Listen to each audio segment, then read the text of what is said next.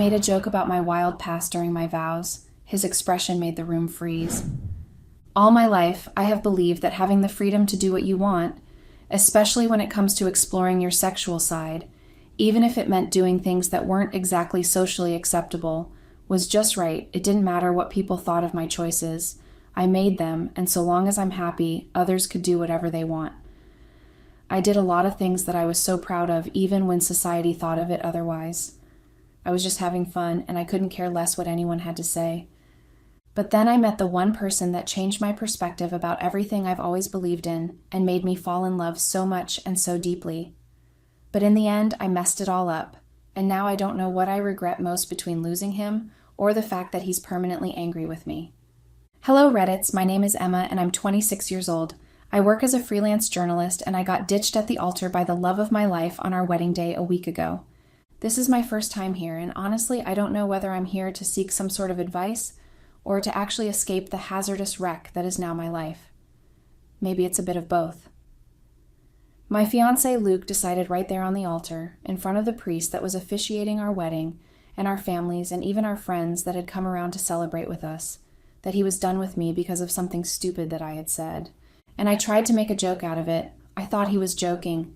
I mean, he couldn't be done with me. We were getting married that minute. It was only just remaining my vow that was needed for us to be joined together as one. He had managed to drag his vows through stiff lips, and everything that happened after still feels like a horrible nightmare. Like I wrote earlier, I've always been what I regarded as a free bird. I did whatever I liked at the moment, and when I did it, I became uninterested pretty quickly, and then I quit. My parents were so frustrated with me when I was growing up because of how often they had to get me new materials for a new hobby I had taken only to give up 2 days later. When I was in high school, I started dating, and it was then I really realized that I wasn't happy being with one person. It felt constricting, and so I cheated on my first boyfriend with his own friend. But he found out and was so angry and ended things with me.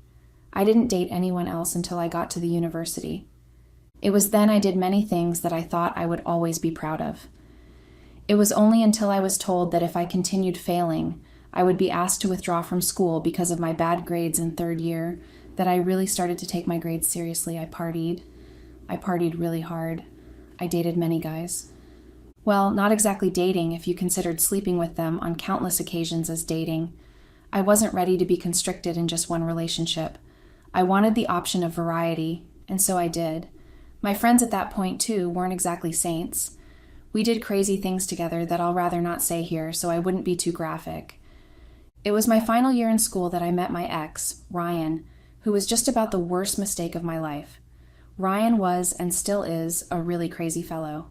I do not mean he's mentally ill, but I met him at a party that I had been invited to with my friends. He was the friend of the host, and when we met, we had that instant connection. Ryan was really handsome, and so it was easy for girls to vie for his attention, and when he seemed to focus all that attention on me, I felt rather excited. Ryan was an easy flirt. I couldn't resist his charm, and it was the very first day we met that we actually ended up in his apartment that night to have sex, and then it became a regular thing. I fell in love easily with him, and it was only because Ryan was open to being in an open relationship. We did all kinds of things together, both legal and illegal, and it was just really wild. I thought that I finally found someone who understood me, and that we were going to be together for a long time. But then, Ryan decided to be who he really is, a jerk. I found out after months of being together that he was actually having a child back home, and they were planning to get married after he graduated. I was really angry, especially because Ryan treated the information I had to find out from snooping his phone as if it didn't matter, or was even related to me at all.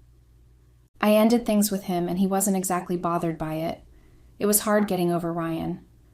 I did everything I could to try and get over him, including having sex with his friends as revenge, which didn't exactly bother him, and also made me even more angry and hurt. We finally graduated, and I went to stay with my aunt, who had for some reason decided to be a nun.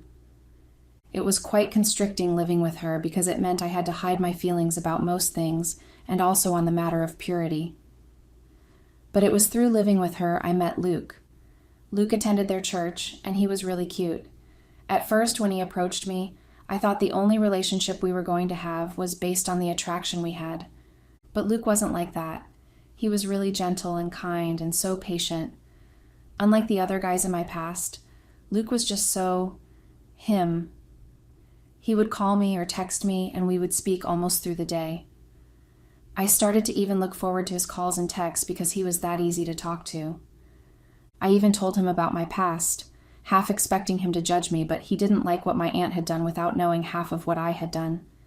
He didn't judge me or say anything insulting, and had just listened while I told him everything.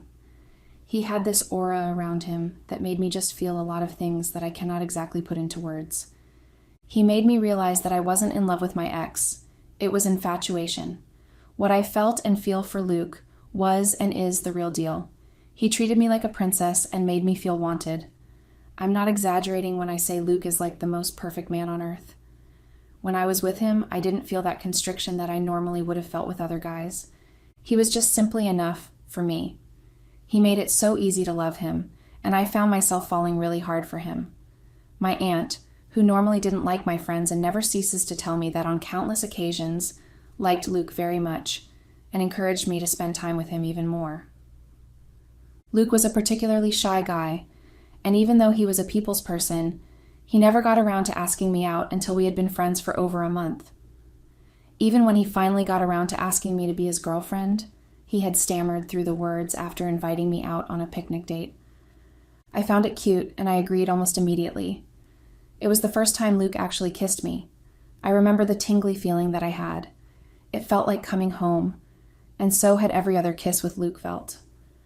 When we started dating, it took another 1 month before I was able to convince Luke that sleeping together wasn't entirely bad. Not that Luke was a virgin, but apparently he wanted to treat me specially, and he wanted us to wait until marriage. But I couldn't. I couldn't wait. I believed in acting on my sexual urges, especially when I am highly attracted to that person, and so I did. I seduced Luke, and finally we became intimate. Perhaps it was because I was very much in love with Luke, because sex with him felt so different from the other guys, including my ex. It was so intimate, and each time made me feel so differently. In fact, he made it so easy to forget about being with other guys, and for a long time I was really faithful to him. That's how much influence Luke had on me. We were together for 6 months when Luke started talking about marriage. His self-built business was taking off really well, and I was getting different offers to work remotely for work. We were financially stable to be married, and really there was nothing stopping us from getting married. Well, except I didn't want to get married. Not at all, but at that moment. I felt we were still too young, and no matter how much Luke made me feel loved, there was still that fear at the back of my mind that he could change his mind against loving me, and if we were married then, it'd be hard. I could swear it. I knew without any doubts that Luke loved me very much, but I just for some reason was scared even though Luke reassured me severally. We were together almost 2 years before Luke finally managed to convince me on the marriage topic. Although after a year of dating, I moved in with him because I couldn't bear living with my aunt anymore. Another reason I didn't exactly want to be married was the fact that I felt marriage would be too constricting. I would feel really choked up, so I thought it was better we stayed as we were, with things being so perfect between us. But soon that constricting feeling started, right after the beautiful proposal that Luke planned for me. Luke wanted us to get married almost immediately, but I asked for some time with some silly excuse that I'm sure Luke didn't buy, yet he allowed me. He told me that he wasn't going to try and convince me again, and that if I needed any sort of convincing, I'd have to do it on my own. I agreed, and we stopped any wedding preparations, although I still wore my ring. I was happy to flaunt it around, particularly amongst my friends who always gushed over it every time. Luke stayed true to his words. He didn't try to convince me again about marriage. He didn't stop treating me the same way he had always done, though. But for some reason, I was still not satisfied. I felt choked up. I envied my friends who were all free to party as they liked and hook up with anybody they wanted to. I couldn't exactly tell Luke how I felt, so I just kept my feelings within me. I didn't even tell my friends either. I knew I was being greedy because I already got the perfect man. There was nothing to ask for again. But I still wasn't satisfied. I couldn't help the feeling. And it didn't help matters when Ryan caught me doing something I wasn't supposed to. Yes, you read right. Ryan. After 2 years of not seeing him again, he suddenly reappeared in my life, and I don't know whether to call it a coincidence or just simply bad luck.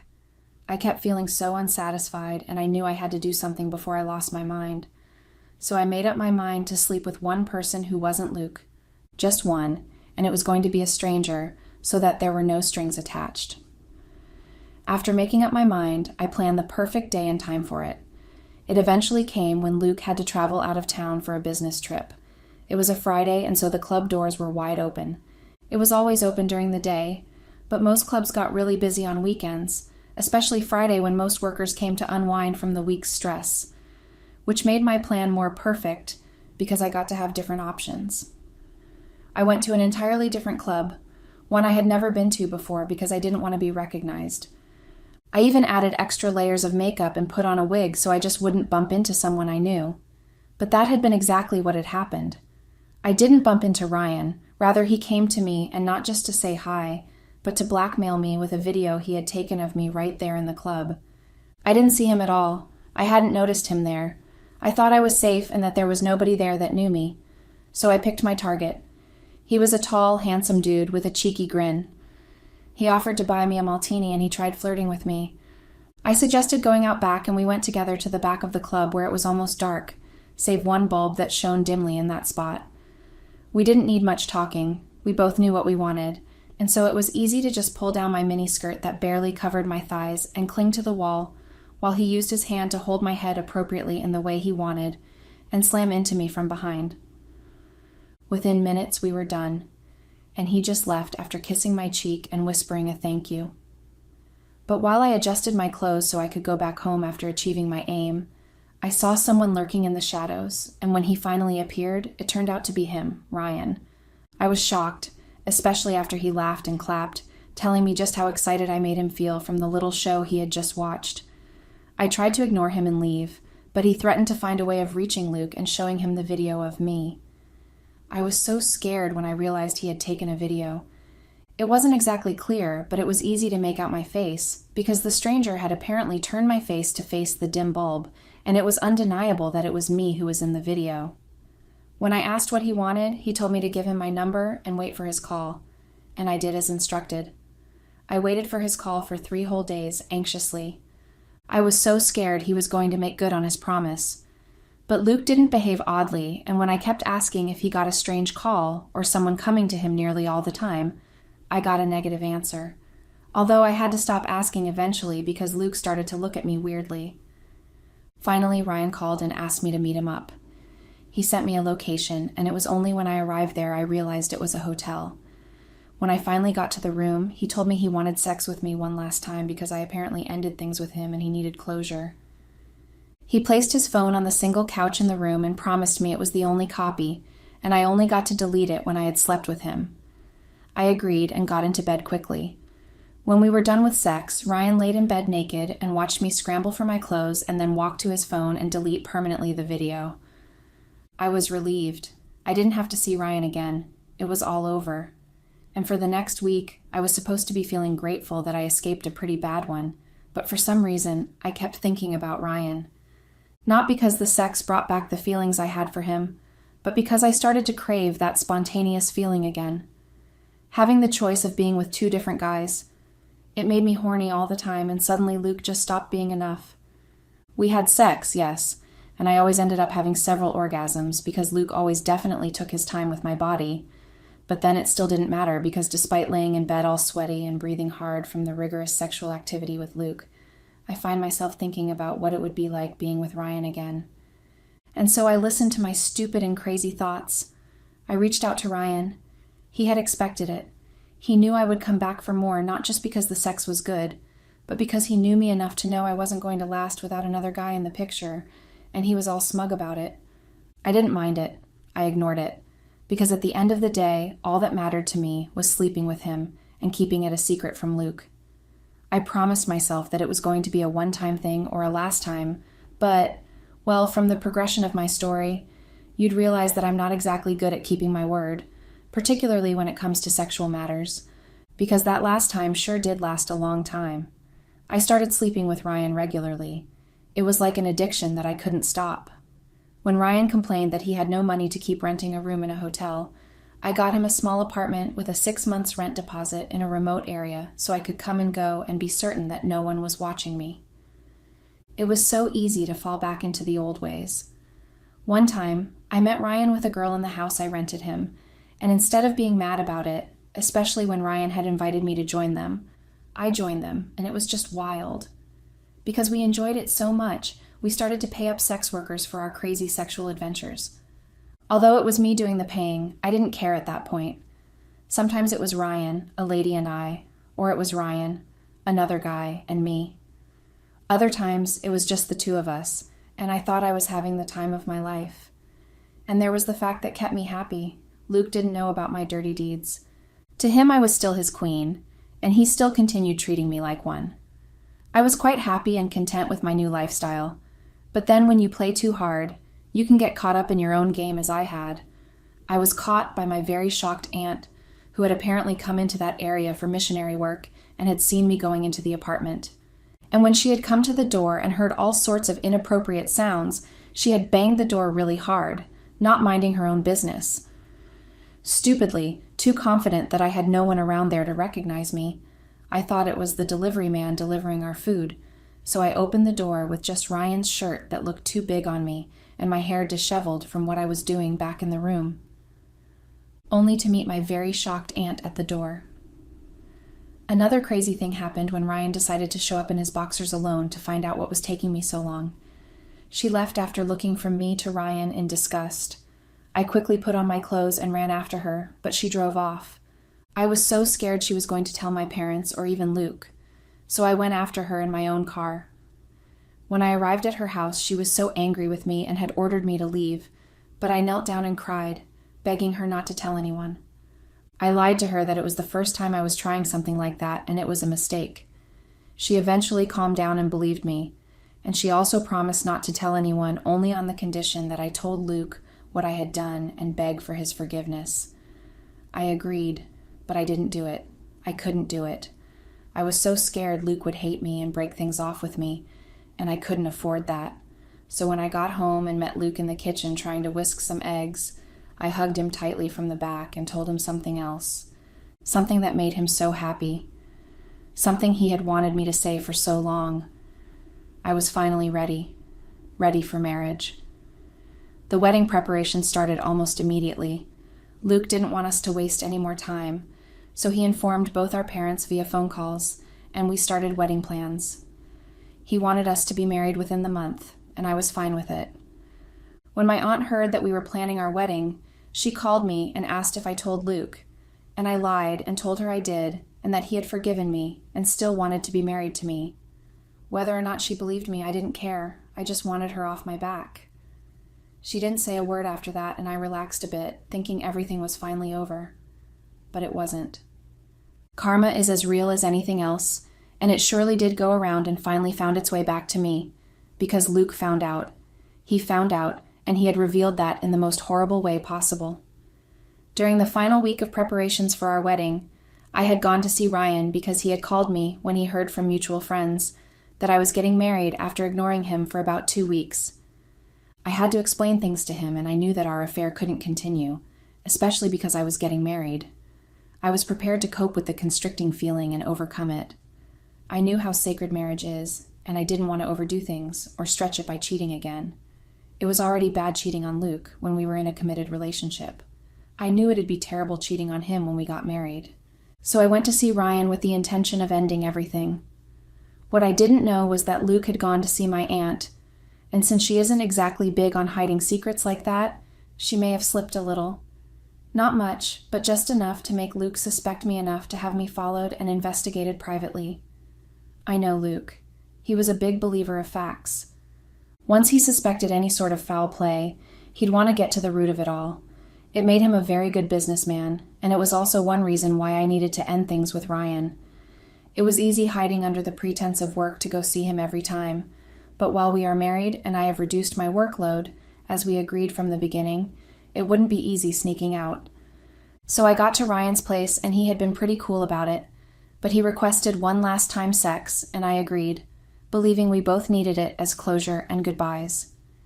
And when we were done and I left, I believe that was that. I didn't have anything to worry about except a wedding to plan and how to be a good wife to Luke. What I didn't know was that the investigator that Luke hired was so discreet that he was able to obtain a good video of Ryan and I getting down and dirty. And that video had been revealed on my wedding day by my furious fiancé, who decided to punish me by showing it to everyone that I have ever known and had some form of respect for me. My family, my friends acquired through work, and his family and friends too. Everyone was gasping really loudly as they watched me on the screen, with my face very clear on the screen, moaning and shouting in pleasure. And I caused it all. It was all my fault. I shot myself in the foot that day, and I regret it so much. I wanted to be funny. I wanted to make my wedding fun. I wanted to enjoy the once-in-a-lifetime opportunity. So I said stupid things I wish so desperately that I can take back right now. Before that day, I had no reason to suspect that Luke already knew about my secret. Or maybe I had, but I successfully ignored it. And focused on making my wedding dress a perfect fit, choosing the cake I wanted for the wedding, and selecting things I wanted and didn't want for the wedding. I wanted a perfect wedding. I invited everyone I knew, and I specifically sent an invitation card to my aunt. I wanted to be the perfect bride, and it didn't matter that Luke started back at the office more, and only came home really late or not at all. It didn't matter that he canceled his bachelor's party with no excuse lined up. It didn't matter that he stopped speaking to me, and it was his personal assistant that I was talking to instead, to know what his choices were for some things at the wedding. All that didn't matter. It was just stress from work. That was my conclusion. Luke didn't know anything and would never know. I hid it well, and I was so confident that I would never get caught. But then, I got the biggest surprise of my life right there on the altar, with Luke staring at me with so much disgust and anger in his eyes, especially after my stupid comment. I was saying my vows, and I decided to chip in my own bit, especially when the priest had asked me to repeat after him this part. I vow to share my body, mind, and soul with you in sickness and health until death do us part. Feeling so stupidly jovial and too happy to notice anything out of place, I had repeated it but added my own part. I vow to share my body with you alone now until death do us part. But I regretted those words instantly because even though everyone laughed at first, thinking I was only teasing as I really was, the expression on Luke's face had been so volatile. He detached his hand from mine abruptly and then turned to everyone who were now looking so shocked and confused by what was happening. He smiled then, but not his usual smile. This one was filled with controlled bitterness and anger. He then signaled to one of the workers to bring something. I was so confused, and when I tried to touch him to ask what he was doing, the look on his face made me freeze on the spot. I became so scared, and I didn't know what to say or do. I was as confused as everybody, but I guess in the back of my mind, I knew what was happening. I just didn't want to accept it. The worker had brought a disc and also rolled in a huge screen, and with instructions from Luke, he had inserted the disc, and immediately the sounds of moaning filled the place. I didn't have to watch it to know. I just knew one thing. I was doomed. I heard the gasp across the room, the whispers, and I heard someone cry out, probably my mom, and I could feel the eyes burning my skin. My wedding gown felt suddenly too heavy, and my feet felt too heavy to carry me. I collapsed on the floor, but no one came to my aid. They all stared at me with anger, disgust, and pity. But there was only one person I was watching and who was watching me back, Luke. He kept looking at me with so much anger and betrayal in his eyes. When the disc stopped playing, Luke had then spoken again, informing me exactly how he found out, according to his words, what a conniving snake I was. His plan had been to reveal it to me after the wedding, and then ask for an annulment quietly. But seeing that I was so proud of being a cheat and daring to even include it in my vow, he couldn't go through with the wedding. He wanted nothing to do with me, not now, not ever. And after he was done with the speech, he left. He just left, and then people filled out after him, but not before saying their own bits to me. I wasn't even hearing them. I could only hear Luke's voice in my head. He must have pondered on exactly how to deal with me for hurting him that much. He must have watched me preparing for a wedding after betraying him so much. For the whole week, he had known, and he didn't exactly hide it, but I was too blind to see all the signs, too stupid to believe that he could ever find out. I never thought a day would come when all that was going to be in Luke's eyes were everything else but love and adoration that had always been there since we met. Seeing that expression on his face made me cry so hard. I sat there on the altar alone and abandoned by everyone, and I cried, not minding that I was staining the white wedding dress with makeup. The day that was meant to be my happiest day turned out to be my worst day ever. And it's been a week since then, a week that I've been in hiding from the pains of what I have done. I've been so scared to go to the house to beg Luke. Maybe giving him time would soften his heart and make him forgive me.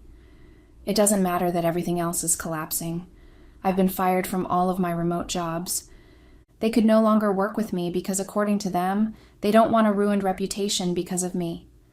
My friends, whom I thought were even worse than me with having 2 or more relationships at once, now all think that I'm a monster and want nothing to do with me. My dad says he has no daughter, as he would rather die an old man with no kids than for him to have me as his daughter after the disgrace I've brought upon them. My mom was only willing to agree with him. My aunt refused to take me in when I wanted to take refuge at her place. She wanted nothing to soil her reputation, like having a liar and a cheat living under her roof. And then there was the fact that she warned me, and now she's completely right. My lover, whom I abandoned days before my wedding, wants nothing to do with me because apparently someone took a video of the wedding and sent it to his baby mama, whom he had married and was living with their son in a different state.